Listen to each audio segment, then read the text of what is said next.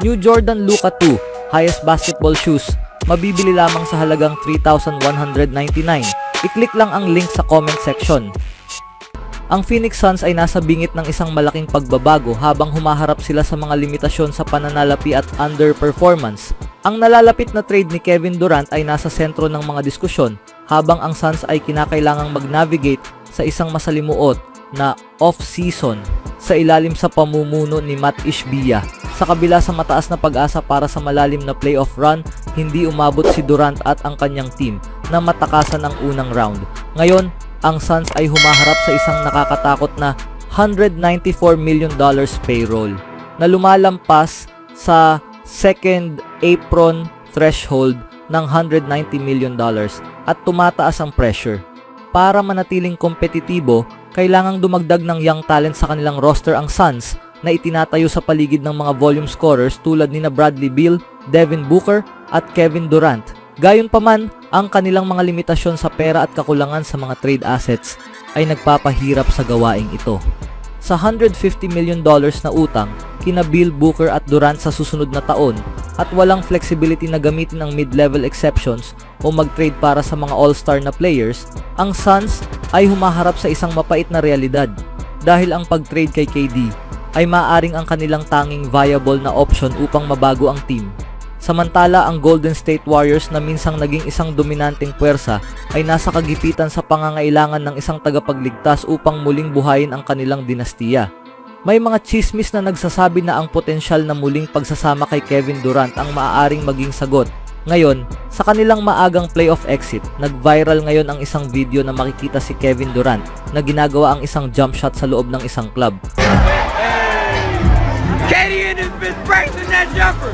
This shit never off season, nigga. You're right, KD. Hell yeah. Sa ibang balita naman mga kaibigan, kailangang magdesisyon si Derrick Jones Jr. noong nakaraang summer.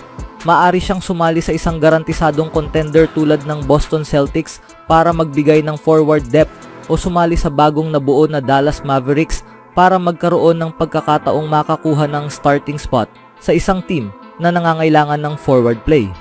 Pinili niya ang Mavs at nagbalik tanaw siya sa pagpili at kung gaano siya kasaya sa desisyong iyon. Medyo nakakatawa pero masaya ako sa desisyon na ginawa ko at napunta ako dito. Si Jones ay pumirma ng 1-year contract na nagkakahalaga ng $2.9 million. Ang nararapat na minimum para sa veterano na 27-year-old na wing. Tinanggihan niya ang $3.3 million na player option sa kanyang kontrata sa Bulls upang kumuha ng mas mababang sweldo para sa mas malaking oportunidad sa Mavs gaya ng ipinaliwanag niya sa media. Maaari kong tanggapin ang aking player option sa Chicago. Nagpasya lang akong sumugal sa sarili ko at kumuha ng mas mababang sweldo para mapunta dito. Pero hindi pera ang problema. Gusto kong magkaroon ng pagkakataong makapaglaro at maipakita ang kaya kong gawin. At nangyari iyon para sa akin.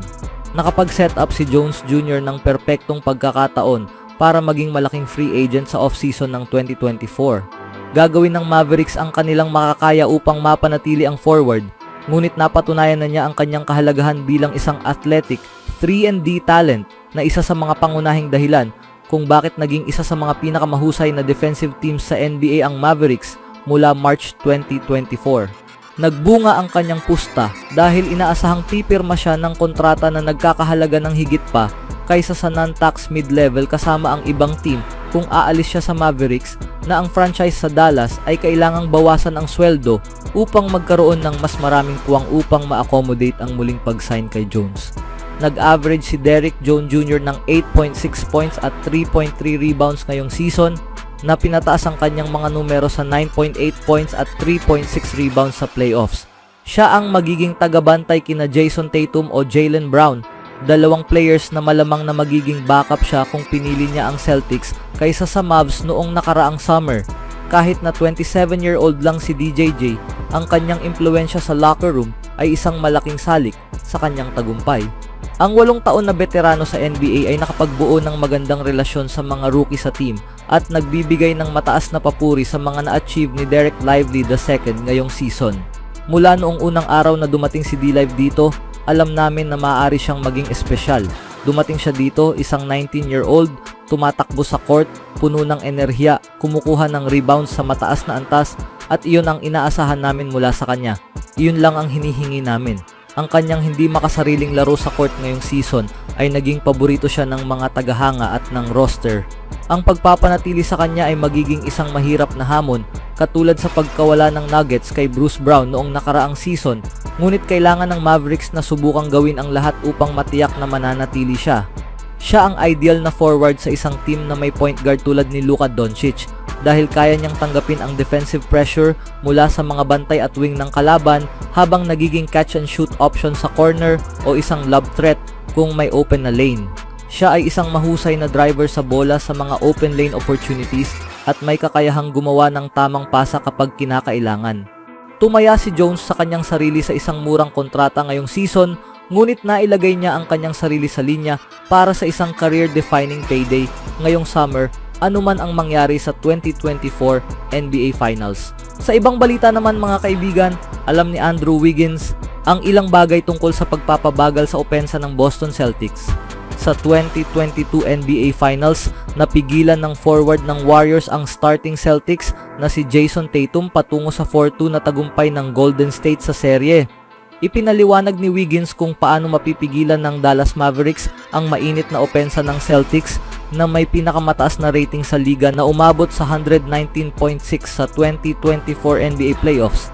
Sa pakikipag-usap kay Amitman at Esfandiar Baraheni ng Sportsnet, masasabi kong gawin silang hindi komportable, sabi ni Wiggins kinaman at Baraheni. Iyon ang pangunahing bagay, gawing hindi komportable ang isang tao.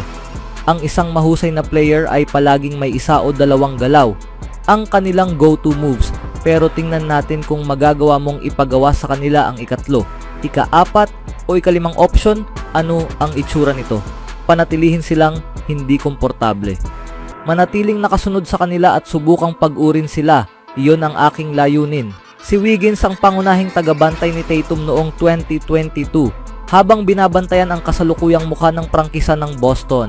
Sa loob ng 51 minutes at 42 seconds, pinigilan ni Wiggins si Tatum sa 37.5% shooting na may 21 for 56 at pinilit na gumawa ng 8 turnovers. Natapos ni Tatum ang serye na may 36.7% shooting mula sa field at nag-average ng 21.5 points, 7 rebounds at 6.8 assists kada laro. Kung ikukumpara, nag-average si Wiggins ng 18.3 puntos, 8.8 rebounds at 2.2 assists sa 44.6% shooting noong 2022 finals. Gayunpaman, haharapin ng Mavericks ang malaking hamon sa finals ngayong taon.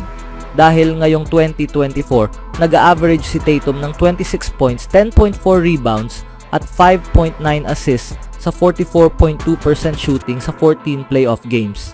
Ang kapwa Boston wing na si Jaylen Brown ay hindi rin nagpahuli na may average na 25 points, 6.1 rebounds at 2.6 assists sa dominate 54.1% shooting.